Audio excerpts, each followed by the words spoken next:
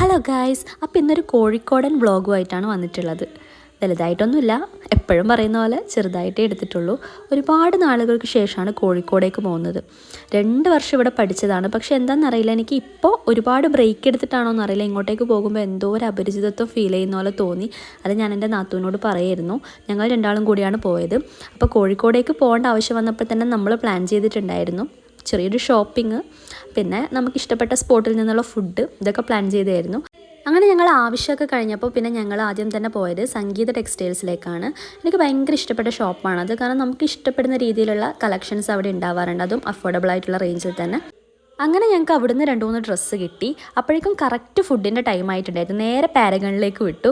അവിടെ നോക്കുമ്പോൾ പിന്നെ കോഴിക്കോടായിരിക്കല്ലോ, അറിയാമല്ലോ, ആസ് യൂഷ്വൽ ഭയങ്കര തിരക്കെന്ന് പറഞ്ഞാൽ ഒന്നാമത് കറക്റ്റ് ടൈമും ആയതുകൊണ്ട് തന്നെ അടുക്കാൻ പറ്റാത്ത തിരക്കായിരുന്നു.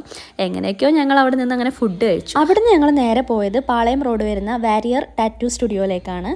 അതായത് ഞാൻ ബുഗാഡി പിയേഴ്സിങ് ചെയ്യാൻ വേണ്ടി കുറേ നാളായി ആഗ്രഹിച്ച് നിൽക്കുകയായിരുന്നു. അപ്പോൾ യൂട്യൂബിൽ ഇവിടുന്ന് ഒരു യൂട്യൂബർ ചെയ്തൊരു വീഡിയോ ഞാൻ കണ്ടിട്ടുണ്ടായിരുന്നു. അപ്പോഴേ ഞാൻ ഇവർക്ക് മെസ്സേജ് അയച്ച് റേറ്റും കാര്യങ്ങളൊക്കെ ചോദിച്ച് വെച്ചിട്ടുണ്ടായിരുന്നു. അപ്പോൾ ഇന്ന് ഇങ്ങോട്ടേക്ക് വരുമ്പോൾ സത്യം പറഞ്ഞാൽ ആ കാര്യം ഓർമ്മയുണ്ടായിരുന്നില്ല. പെട്ടെന്ന് ട്രെയിനിൽ നിന്നാണ് ഓർമ്മ വന്നത്. അപ്പോൾ നേരെ അവിടെ പോയിട്ട് നോക്കാമെന്ന് വിചാരിച്ചു. അപ്പോൾ അവരെ കോൺടാക്ട് ചെയ്തപ്പോൾ സ്റ്റഡൊക്കെ അവൈലബിൾ ആണെന്ന് പറഞ്ഞു.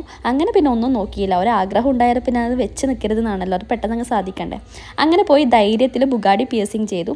ഒരുപാട് നാൾ ആഗ്രഹിച്ചത് കൊണ്ട് തന്നെ ഭയങ്കര സന്തോഷമായിരുന്നു ചെയ്ത് കഴിഞ്ഞപ്പോൾ. പിന്നെ അവിടുന്ന് ഞങ്ങൾ നേരെ ജയലക്ഷ്മിയിലേക്കാണ് പോയത്. അവിടുന്ന് സാരി നോക്കാനുണ്ടായിരുന്നു. അങ്ങനെ സാരിയൊക്കെ നോക്കി. അപ്പോഴേക്കും ഞങ്ങളുടെ ട്രെയിനിൻ്റെ ടൈം ഏകദേശം ആയിട്ടുണ്ടായിരുന്നു. അങ്ങനെ ഞങ്ങൾ നേരെ പിന്നെ SM-ലേക്ക് ഓടിപ്പോയി. കാരണം കോഴിക്കോട് വരെ വന്നിട്ട് SM പോയില്ലെങ്കിൽ മോശമല്ലേ. അങ്ങനെ SM-ലും പോയി. അപ്പോൾ അവിടെ ഒരു പുതിയ ഷോപ്പ് തുടങ്ങിയിട്ടുണ്ടായിരുന്നു. പേര് ഞാൻ മറന്നുപോയി. ഇവിടെ ഒരുപാട് കളക്ഷൻസ് ഉണ്ട് അഫോർഡബിൾ റേറ്റിൽ. അങ്ങനെ അവിടുന്ന് 2-3 കമ്മലും കാര്യങ്ങളൊക്കെ വാങ്ങി. കുറേ സമയം കൂടെ നിൽക്കണമെന്നുണ്ടായിരുന്നു, പക്ഷേ സമയം ഉണ്ടായില്ല. അപ്പോൾ മറ്റൊരു വീഡിയോ ആയിട്ട് വരുന്നവരെല്ലാവർക്കും ബായ്.